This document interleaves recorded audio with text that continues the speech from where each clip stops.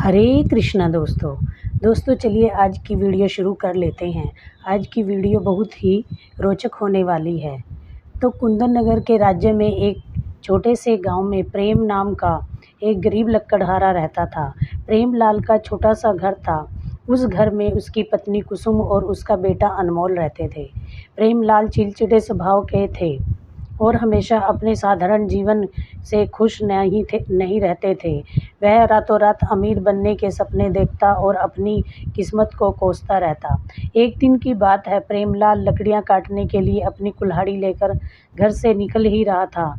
तभी उसकी पत्नी कुसुम उनसे बोली, अभी आज फिर इतने गुस्से में क्यों जा रहे हैं आप? आपको कभी खुशी महसूस नहीं होती क्या? आप हमेशा परेशान क्यों रहते हैं? कभी तो मुस्कुराया कीजिए, काम पर जाया करो। तो प्रेमलाल गुस्से से बोला, मैं लकड़ियां काटने वाला लकड़हारा हूँ, कोई व्यापारी नहीं। मेरी मेहनत का कोई मोल नहीं है और तुम कहती हो कि मैं खुश रहा करूं। कुसुम ने समझाते हुए कहा, अपनी मेहनत पर गर्व करना चाहिए। भगवान ने हमें मेहनत करने का शरीर दिया है और आपको हमेशा अपनी किस्मत को कोसते रहने की आदत हो गई है। कभी तो भगवान का धन्यवाद किया करो। हमारा परिवार भूखा नहीं सोता। प्रेमलाल बोला, तुम्हें मेरी मेहनत की कोई फिक्र नहीं है, तुम क्या समझोगी? बस बातें करना आसान है। दूसरों की पत्नियां चाहती हैं कि उनके पति खूब पैसा कमाए, लेकिन तुम मेरे छोटे से काम से ही खुश रहती हो। कुसुम बोली, अजी आप कैसी बातें कर रहे हो? आप कैसे सोच सकते हो कि मुझे आपकी मेहनत की कदर नहीं है? आपके साथ हूँ। कुसुम की बात सुनकर प्रेमलाल तिलमिला उठा और बिना कुछ कहे अपनी पत्नी से कुल्हाड़ी उठाकर घर से बाहर निकल गया। कुसुम ने उसे जाते हुए देखती रह गई। प्रेमलाल अभी कुछ ही दूरी पर चला था, तभी उसके गांव का एक मुखिया मिल गया। मुखिया मुस्कुराते हुए बोला, अरे प्रेमलाल, क्या हुआ? आज सुबह सुबह इतने गुस्से में क्यों हूँ? सब ठीक है ना? तब प्रेमलाल बोला, कुछ ठीक नहीं है, लेकिन मेरी पत्नी को मेरी परेशानियां कभी समझ नहीं आएंगी। वह चाहती है कि मैं हमेशा खुश रहूं और मुस्कुराता रहूं, जैसे सब कुछ ठीक है। मुखिया बोले, अरे कुसुम तो एक समझदार और शांत स्वभाव की है, वह तुम्हें परेशान क्यों करेगी? प्रेमलाल बोला, वह तो मूर्ख है और दूसरों की पत्नियां चाहती हैं कि उनके पति बहुत अधिक धन कमाएं, लेकिन मेरी पत्नी छोटी सी कमाई में ही खुश रहती है। उसे तो यह लगता है कि लकड़ियां काटना कोई बहुत ही महान काम है। मुखिया बोला, प्रेमलाल तुम्हारी पत्नी बहुत ही अच्छी, वह एक संतोषी स्वभाव की है, कुछ उसे गलत मत समझो। अगर उसकी जगह कोई और पत्नी होती तो वह तुम्हारे सामने हर दिन गरीबी का रोना रोती रहती, तुम्हें मानसिक रूप से परेशान कर देती। तुम्हें तो भगवान का धन्यवाद करना चाहिए। मुखिया की बात सुनकर प्रेमलाल गुस्से से आगे बढ़ता गया और जंगल में एक वृक्ष के नीचे बैठे हुए खुद से बोला, मैं कितनी भी मेहनत क्यों ना कर लूं, लकड़ियां अच्छे दामों में नहीं बिकती, मेहनत का फल नहीं मिलता। नहीं, लोग कहते हैं मेहनत का फल मिलता है, लेकिन मुझे तो कोई भी मेहनत का फल नहीं मिलता। क्यों ना आज जंगल के उस हिस्से में जाऊं जहां लोग जाने से डरते हैं। सुना है वहां भूत प्रेत का साया है, क्या पता मुझे कोई ऐसा भूत मिल जाए जो मुझे धनवान बना दे। यह सोचकर प्रेमलाल जंगल के घने हिस्सों की ओर बढ़ गया। थोड़ी देर बाद उसकी नज़र एक विशाल और पुराने पेड़ पर पड़ी। पेड़ इतना बड़ा और घना था कि उसकी जड़ें दूर दूर तक फैली हुई थी। प्रेमलाल उस पेड़ के पास गया और सोचने लगा, यह तो कई वर्षों पुराना पेड़ है, इसकी लकड़ियां जरूर अच्छे दाम में बिक सकती हैं। क्यों न मैं इसे काट लूं, बाजार में बेच कर आऊँगा तो इससे मुझे खूब पैसा मिलेगा। प्रेमलाल उस पुराने वृक्ष की कुल्हाड़ी चलाने ही वाला था कि अचानक से उस वृक्ष के चारों ओर से काला धुआं निकलने लगा और यह दृश्य देखकर प्रेमलाल घबराने लगा। उसकी कुल्हाड़ी वहीं पर फेंक दी और कुछ दूर जाकर वह रुका। तभी पेड़ एक सुंदर पुरुष के रूप में प्रकट हो गया।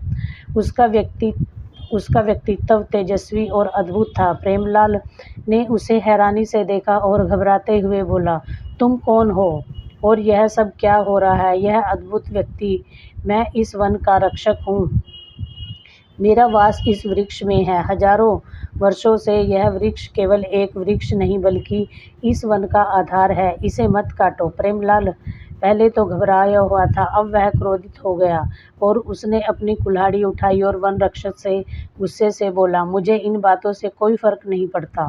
यह पेड़ कितना भी पुराना हो, इससे मुझे कोई मतलब नहीं है। इसकी मजबूत लकड़ियां हैं और बाजार में अच्छे दामों पर बिक जाएंगी। इसे मैं काट कर ही रहूँगा, कोई मुझे नहीं रोक सकता। वन रक्षक ने कहा, सुनो, यदि तुम इस वृक्ष को नहीं काटोगे तो मैं तुम्हारी एक इच्छा पूरी करूँगा। याद रखना, एक बार तुम्हारी इच्छा पूरी हो गई तो तुम चाहकर भी इस वृक्ष को नहीं काट पाओगे। तुम्हें केवल एक ही इच्छा मांगने का अधिकार होगा। प्रेमलाल यह सुनकर उलझन में पड़ गया। उसके मन में लालच और सवाल दोनों ही उठने लगे। अगर ऐसा है तो मुझे बहुत सारा धन चाहिए। वह खुद ही रुक गया और सोचने लगा। बोला, नहीं नहीं, धन तो खत्म हो जाएगा, मुझे धन नहीं चाहिए। फिर अचानक उसके मन में नए विचार आने लगे और उसने दोबारा कहा, ठीक है, मुझे बहुत बड़ा महल चाहिए। लेकिन फिर वह असमंजस में पड़ गया और सिर हिलाते हुए बोला, नहीं, मुझे महल नहीं चाहिए। मैं महल का क्या करूँगा, यह सही नहीं है। और वह सोचने लगा। वन रक्षक उसकी हालत देखकर मुस्कुराते हुए रहस्यमय अंदाज में बोला, सोच लो, यह तुम्हारी जिंदगी का सबसे बड़ा फैसला हो सकता है। प्रेमलाल बोला, मुझे अपनी पत्नी से पूछने दो, वह शायद मुझे सलाह दे, मैं उससे पूछकर आता हूँ। वन रक्षक ने कहा, ठीक है, क्योंकि तुम इस वृक्ष का रहस्य जान चुके हो तो इसलिए आराम से सोच लो, अपनी पत्नी से सलाह करके वापस आ जाना, मैं यहीं पर तुम्हें मिलूंगा। वन रक्षक की बात सुनकर प्रेमलाल तेजी से घर की ओर दौड़ पड़ा और रास्ते भर इसी बात को सोचता रहा कि उसे क्या मांगना चाहिए। घर पहुंचते ही उसने कुसुम को सारी बात सुनाई। अरे भगवान, सुनो, मुझे जंगल में एक ऐसा वृक्ष मिला जिसमें वन रक्षक का वास है। उसने कहा है कि अगर मैं इस वृक्ष को न काटूं तो वह मेरी एक इच्छा पूरी करेगा। तुम ही बताओ, मुझे क्या मांगना चाहिए। कुसुम गंभीरता से बोली, सुनिए, आप संतोष मांग लीजिए। संतोष एक ऐसी चीज़ है जो बड़े बड़े महाराजाओं को भी नसीब नहीं होता। यह जीवन का सबसे बड़ा धन है। कुसुम की बात सुनकर प्रेमलाल का चेहरा क्रोध से लाल हो गया। तुम हमेशा ऐसी ही बातें करती रहती हो। तुम्हें क्या पता कि संतोष से पेट नहीं भरता। राजा महाराजाओं के पास कितना धन वैभव है और यहाँ आकर गलती कर बैठा। अब मैं अपनी मर्जी से कुछ मांगूंगा। हालांकि कुसुम को राजा महाराजा वाली बात प्रेमलाल के मन में गहराई तक बैठ गई। प्रेमलाल फिर दौड़ता हुआ जंगल पहुंचा और वन रक्षक वहीं खड़ा उसका इंतजार कर रहा था। प्रेमलाल, तुम वापस आ गए।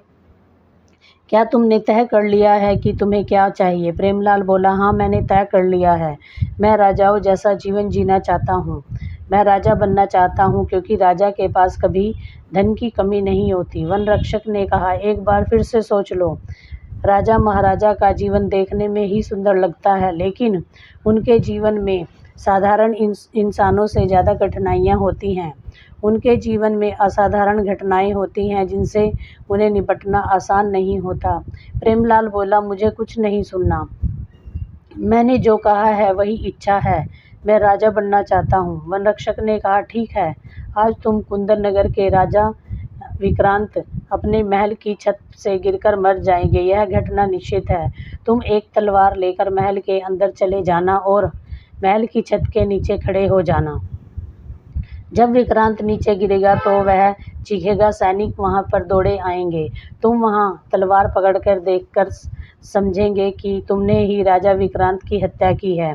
प्रेमलाल यह सुनकर चौंक गया। अरे लेकिन सैनिक ऐसा क्यों सोचेंगे? वह मुझे मार डालेंगे। वन रक्षक गहरी मुस्कुराते हुए बोला, तुम्हारे हाथ में तलवार देखकर सैनिक भयभीत हो जाएंगे और यही मेरा जादू है।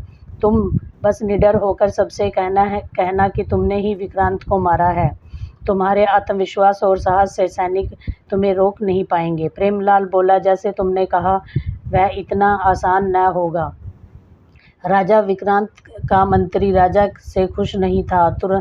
तुम्हारा समर्थन करेगा, तुम्हारे साथ तुम्हें राजा घोषित कर देगा। लेकिन याद रखना, विक्रांत की पत्नी सुनंदा और उनका बेटा 5 वर्षीय नरेश, वह इस महल के उत्तराधिकारी हैं। प्रेमलाल बोला, मुझे विक्रांत की पत्नी या पुत्र से कुछ भी लेना देना नहीं, मुझे सिर्फ राजा बनना है। वन रक्षक ने कहा, जाओ, समय नज़दीक आ रहा है, रात होने वाली है, तुम्हारा राजा बनने का सपना पूरा होने वाला है। प्रेमलाल तुरंत एक तलवार लेकर कुंदन नगर की महल की ओर बढ़ा। महल की भव्यता को देखकर वह हैरान था। उसने अपने आप को कहा कि क्या चमत्कार है, महल के सैनिक मेरे सामने खड़े हैं लेकिन किसी ने मुझे रोका नहीं। यह जरूर वन रक्षक का जादू है। महल में बिना किसी रुकावट के अंदर घुसते हुए प्रेमलाल सीधा महल की छत के नीचे खड़ा हो गया। तभी उसकी नज़र ऊपर छत से टहलते हुए राजा विक्रांत पड़ी। राजा विक्रांत गंभीर मुद्रा में इधर उधर टहल रहे थे। तभी राजा विक्रांत नीचे गिर गए। उनके गिरते ही उनके सर से खून बहने लगा।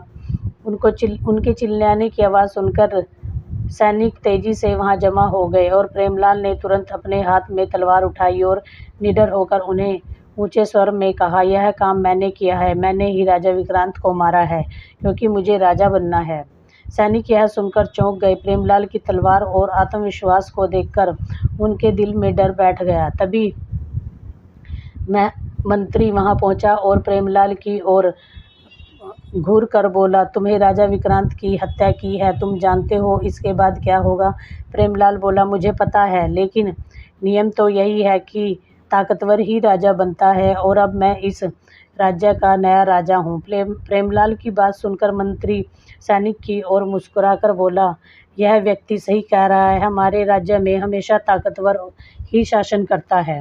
राजा विक्रांत अब हमारे बीच नहीं रहे, इसलिए इस व्यक्ति को कुंदन नगर का नया राजा घोषित किया जाता है। प्रेमलाल गर्व से सीना चौड़ा करके महल की ओर बढ़ा और महल के मुख्य कक्ष में कदम रखते ही प्रेमलाल मंत्री के आदेश देते हुए कहा, जाओ, राजा और विक्रांत की पत्नी और उसके पुत्र को यहाँ लेकर आओ, मैं उनसे खुद कुछ बात करना चाहूँगा। मंत्री तुरंत आदेश का पालन करने के लिए चल गए। प्रेमलाल मुस्कुराता हुआ सिंहासन की ओर गया और अपने आप से बोला, आज मैं अपने सपने को पूरा करता हुआ देख रहा हूँ। अब मैं कुंदन नगर का राजा हूँ, लेकिन बस यह एक शुरुआत है, आगे बहुत कुछ होगा। कुछ ही देर में राजा विक्रांत की पत्नी सुनंदा और उसका पुत्र को लेकर प्रेमलाल के सामने पेश हो जाते हैं। सुनंदा की आंखों में आंसू और चेहरे पर भय कांप रहा था। प्रेमलाल घमंड भरे स्वर में बोला, रानी सुनंदा, तुम्हारे बेटे का इसी समय ख़त्म कर सकता हूँ, लेकिन मैं दया दिखाना चाहता हूँ, इसलिए तुम्हें आदेश देता हूँ कि तुम तुरंत अपने पुत्र को लेकर इस राज्य से दूर चली जाओ। अगर गलती से भी तुम इस राज्य के आसपास दिखाई दी तो याद रखना, मैं तुम्हारे साथ वही करूँगा जो तुम्हारे पति के साथ किया है। सुनंदा प्रेमलाल के इस फैसले से थरथर काँपने लगी और सुनंदा बेबसी से नरेश का हाथ पकड़कर रोती हुई महल से बाहर चली गई। फिर वह अपने पुत्र को लेकर जंगलों में भटकने लगी। भूख और प्यास से उसका हाल बेहाल हो चुका था। नरेश छोटा था तो लगातार रो रहा था। भटकते भटकते सुनंदा जंगल में एक छोटी सी झोपड़ी पर नजर पड़ी। सुनंदा ने सोचा, शायद यहाँ कुछ मदद मिल जाए। जब सुनंदा नरेश को लेकर झोपड़ी के अंदर चली गई तो एक महात्मा ध्यान की मुद्रा में बैठे थे। सुनंदा उनके सामने जाकर हाथ जोड़कर बोली, मुनिवर, कृपा करके मेरी मदद कीजिए, मैं और मेरा बेटा भूख और प्यास से मरने वाले हैं, हमें थोड़ा सा भोजन और पानी पिला दीजिए। महात्मा ने आंखें खोलकर सुनंदा को ध्यान से देखते हुए बोला, सुनंदा, मैं तुम्हें पहचानता हूँ, तुम राजा विक्रांत की पत्नी हो और यह बालक तुम्हारा बेटा है। क्या तुम्हारा ये हाल किसने किया? यह सुनते ही सुनंदा फुट फुट कर रोने लगी और महात्मा को प्रेमलाल की कुटिलता और महल से निकालने की बातें बताने लगी और उसने महात्मा को पूरी कहानी बताई। महात्मा त्रिकालदर्शी थे। सुनंदा की बात सुनकर महात्मा ने अपनी आंखें बंद कर ली और महात्मा की आंखों के सामने प्रेमलाल के वन रक्षक के लेकर महल तक के सारे दृश्य आने लगे। दरअसल सच यह था कि महात्मा सब कुछ जान चुके थे। कुछ देर बाद महात्मा ने अपनी आंखें खोलकर बड़े ही रहस्यमय अंदाज में सुनंदा की ओर देखा और कहा, चिंता मत करो रानी, मैं तुम्हारी मदद अवश्य ही करूँगा और तुम्हारे बेटे को इस झोपड़ी में रहने की अनुमति देता हूँ। आज से यह झोपड़ी तुम्हारा घर है, लेकिन याद रखना एक रहस्य है जो तुम्हें नहीं पता, और मैं यह रहस्य तुम्हारे पुत्र नरेश को बताऊंगा, लेकिन जब यह युवा हो जाएगा तब तक तुम यहीं रहो, शांति से अपना जीवन बिताओ। महात्मा की बातें सुनकर सुनंदा को कुछ देर के लिए आश्वासन हुआ, क्योंकि उसे सर छुपाने के लिए एक छत जो मिल गई थी। इधर प्रेमलाल अपनी पत्नी कुसुम और अपने पुत्र अनमोल को महल में ले आया। अपनी पति प्रेमलाल कुंदन नगर राज्य का राजा बना हुआ देखकर उसकी पत्नी पूरी तरह से आश्चर्यचकित थी। कुसुम अपने पति से पूछने लगी, आखिर यह सब कैसे संभव हुआ? प्रेमलाल गर्व से मुस्कुराते हुए बोला, यह सब वन रक्षक का चमत्कार है। मैंने उसके सामने राजा बनने की इच्छा रखी थी और उसने मेरी यह इच्छा पूरी कर दी। मैंने राजा विक्रांत की पत्नी और उसके बेटे को महल से निकालकर जंगल में भटकने के लिए मजबूर कर दिया है। यह राज्य मेरा है। यह सुनकर कुसुम गंभीर स्वर में बोली, आपने जो किया वह बहुत ही गलत किया। सबसे पहले तो आपको झूठ नहीं बोलना चाहिए था कि आपने राजा की हत्या की है। अब आपने एक मासूम स्त्री और उसके बच्चे को उसके घर से निकाल दिया है। एक बात याद रखना, झूठ ज़्यादा समय तक नहीं छिप सकता। एक न एक दिन आपका झूठ सबके सामने जरूर आ जाएगा। आपके पास पछतावे के अलावा कुछ नहीं बचेगा। प्रेमलाल ने कुसुम की बातों को हंसी में उड़ा दिया। तुम और तुम्हारे उपदेश देने की आदत। आज मैं राजा हूँ, मेरी किस्मत ने मुझे यह मौका दिया है। अब तुम देखती जाओ, यह राज्य सदा मेरे अधीन रहेगा। और फिर समय ऐसे ही गुजरता गया। अनमोल की परवरिश राजकुमारों के जैसे होने लगी और दूसरी ओर सुनंदा का पुत्र नरेश, जो कि कुंदन नगर का असली उत्तराधिकारी था, वह बेचारा साधारण इंसान की तरह जंगल में कठिनाइयों भरा जीवन व्यतीत करने लगा। ऐसे ही 15 वर्ष बीत गए।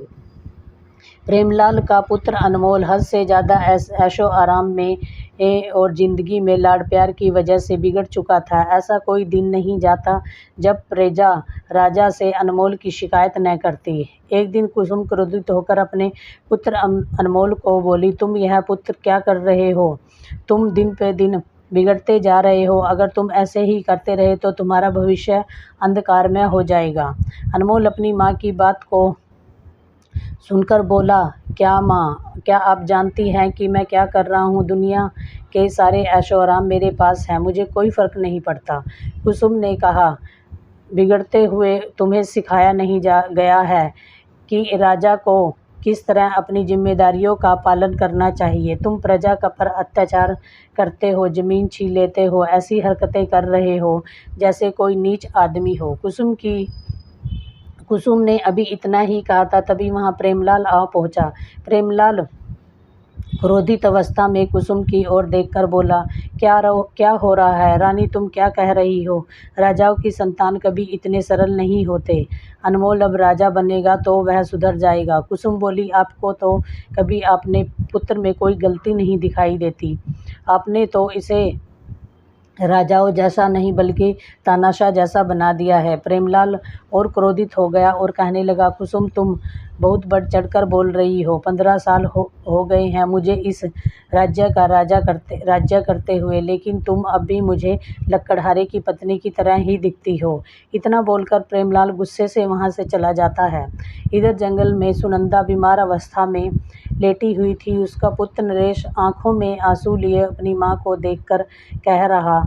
नरेश अपनी माँ की ओर देखते हुए बोला, चिंता मत करो माँ, महात्मा जी किसी आवश्यक कार्य से बाहर गए हैं, वह आते ही होंगे, उनके आते ही आप स्वस्थ हो जाएंगी। अपने पुत्र की बात सुनकर सुनंदा उदासी भरे स्वर में उनकी तरफ देखकर बोली, बेटा, शायद मेरा समय नज़दीक आ गया है। मेरी बात ध्यान से सुनो। कई वर्षों पहले महात्मा ने मुझे एक रहस्य बताया था।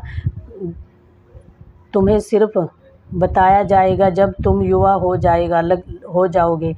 लगता है मेरा समय आ गया है, लेकिन तुम उस रहस्य के बारे में महात्मा जी से अवश्य ही पूछना। मुझे लगता है कि कोई गहरा रहस्य है जिसे तुम्हें जानने का पूरा अधिकार है।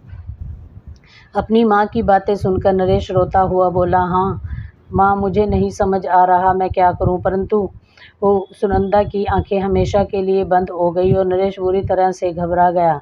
तभी वहाँ पर महात्मा आ पहुँचे। महात्मा की ओर देखते हुए नरेश बोला, महात्मा जी, मैं आपका इंतजार कर रहा था। माँ मुझे छोड़कर बहुत दूर चली गई है। महात्मा ने कहा, मैं तुम्हारा दुख समझता हूँ, लेकिन यह संसार का नियम है, जो आया है वह जरूर जाएगा। तुम अपनी माँ के अंतिम संस्कार की तैयारी करो।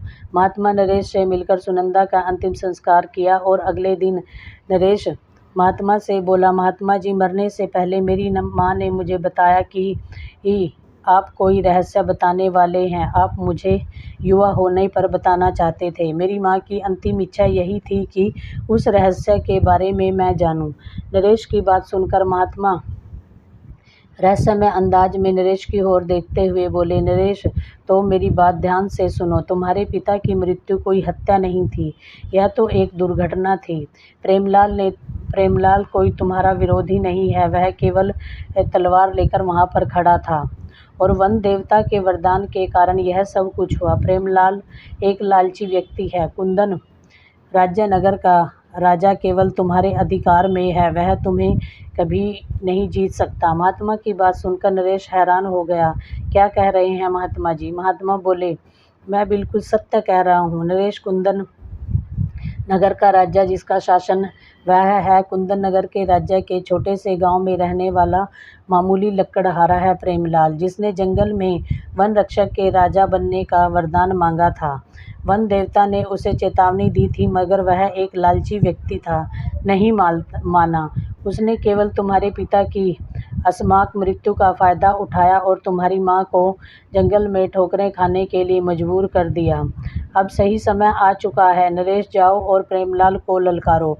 प्रेमलाल और उसका पुत्र, उनमें से कोई भी तुम्हें युद्ध में हरा नहीं पाएंगे। जाकर अपना राज्य वापस ले लो। और एक बात ध्यान रखना, अपना राज्य वापस पाने के बाद मंत्री को कारागार में डलवाने का आदेश अवश्य दे देना, क्योंकि जितना दोषी प्रेमलाल है उतने उससे ज़्यादा दोषी मंत्री है, क्योंकि उसने बगैर जांच पड़ताल किए प्रेमलाल को वहां का राज्य घोषित कर दिया। यह सुनकर नरेश क्रोधित हुआ और उसने तलवार लेकर महल में पहुंच गया। महल के अंदर गया। राजा के दरबार में प्रेमलाल और अनमोल सिंहासन पर बैठे थे। नरेश को देखकर प्रेमलाल बोला, कौन हो तुम और तलवार लेकर दरबार में क्यों आए हो? नरेश दहाड़ते हुए बोला, मैं विक्रांत का पुत्र हूँ। अब मैं अपने राज्य को वापस लेने आया हूँ। प्रेमलाल बोला, क्या बकवास कर रहे हो? नरेश ने कहा, बकवास मैं नहीं कर रहा हूँ। मैं राजकुमार नरेश हूँ। तुमने मेरी माँ को जंगल में रहने पर मजबूर किया। अब मैं तुम्हें हराकर अपना राज्य वापस लूँगा। नरेश की बात सुनकर प्रेमलाल के बगल बैठा हुआ उसका पुत्र अनमोल गुस्से में बोला, तुम्हें क्या लगता है कि तुम हमारा राज्य इतनी आसानी से छीन लोगे? अगर हिम्मत है तो आओ, मुझे युद्ध में हराओ। युद्ध की चेतावनी देते हुए नरेश बोला, परंतु एक बात याद रखना, तुम युद्ध में हारते हो तो इस राज्य पर मेरा अधिकार होगा। नरेश की बात सुनकर प्रेमलाल इधर उधर देखने लगा। तभी वहां बैठे हुए राजगुरु प्रेमलाल की ओर देखकर बोले, नियम तो यही है। महाराजा प्रेमलाल ने तो ना चाहते हुए भी अपने पुत्र अनमोल को युद्ध करने की अनुमति दे दी, मगर अनमोल नरेश की तलवार का एक भी वार नहीं बचा पाया और चीखते हुए उसकी मृत्यु हो गई और वह जमीन पर गिर पड़ा। फिर नरेश बोला, प्रेमलाल, अब तुम्हारी बारी है, या तो मुझे युद्ध करो या फिर मेरा राज्य मुझे वापस लौटा दो। प्रेमलाल जानता था कि वह नरेश से नहीं जीत सकता। प्रेमलाल बोला, मैं तुम्हें युद्ध में नहीं हरा सकता, फिर मैं तुम्हें तुम्हारा राज्य वापस कर देता हूँ। प्रेमलाल को सिंहासन से उतार दिया और अपने आधुनिक स्वर में उसकी ओर देखकर बोला, अब मैं तुम्हें अपनी जिंदगी में तुम्हें अपनी बाकी ज़िंदगी जंगल में बितानी होगी। तभी वहाँ कुसुम आ पहुँची। अपने बेटे की मृत्यु होते हुए देखकर वह फूट फूट कर रोने लगी और प्रेमलाल सर झुकाए आंखों में आंसू लिए वहाँ पर खड़ा हुआ था। उसकी आंखों में, उसके चेहरे पर पछतावा साफ जल रहा था। तभी नरेश एक सैनिक की ओर इशारा करते हुए बोला, अभी इस समय मंत्री को बंदी बनाकर कारागृह में डाल दो और आजीवन कारागृह में ही रहना होगा। यह सुनकर पूरी तरह चौंक पड़ा और बोला, परंतु मेरा दोष क्या है? नरेश बोला, तुम्हारी गलती की वजह से ही लक्कड़हारा 15 वर्ष तक कुंदन नगर के राज्य का राजा बन बैठा। मेरे पिता की मौत की जांच पड़ताल नहीं की, बल्कि सीधे ही प्रेमलाल को राजा घोषित कर दिया। सैनिक, मैं तुरंत ही मंत्री को कारागृह में डालने का आदेश देता हूँ। प्रेमलाल अपने पुत्र अनमोल के शव को देखकर और अपनी कुसुम पत्नी के साथ महल से बाहर निकल जाता है और जंगल में उसका अंतिम संस्कार कर देता है। एक वृक्ष के नीचे बैठकर आंसू बहाने लगा। तभी वहाँ पर रंग बिरंगी किरणों के साथ वहीं पर वनरक्षक प्रकट हुआ। वनरक्षक प्रेमलाल की ओर देखकर रहस्यमय अंदाज में बोला, मैंने तुम्हें चेतावनी दी थी कि राजाओं का जीवन इतना आसान नहीं होता, तुम बर्दाश्त नहीं कर पाओगे। देखो, तुम्हारे एक गलत फैसले ने तुम्हारे बेटे की जान ले ली। यह बोलकर वह वहाँ से गायब हो गया। अब प्रेमलाल के पास पछतावे के अलावा कुछ भी नहीं था। कोई शक्ति और कोई सिंहासन नहीं था। वह बस जंगल में अपने बेटे की यादों और अपनी गलतियों पर आंसू बहाता हुआ अपनी पुत्र की यादों में घूमता रहा। उस दिन के बाद प्रेमलाल ने अपना सारा जीवन अपनी पत्नी कुसुम के साथ जंगल में ही एक झोपड़ी में पछतावा करते हुए बिता दिया। तो दोस्तों, यह थी आज की कहानी। अगर आपको आज की कहानी अच्छी लगी तो वीडियो को लाइक करें और अगर आप चैनल पर नए हैं तो चैनल को सब्सक्राइब करें। वीडियो में एंड तक बने रहने के लिए आप सभी का बहुत बहुत धन्यवाद।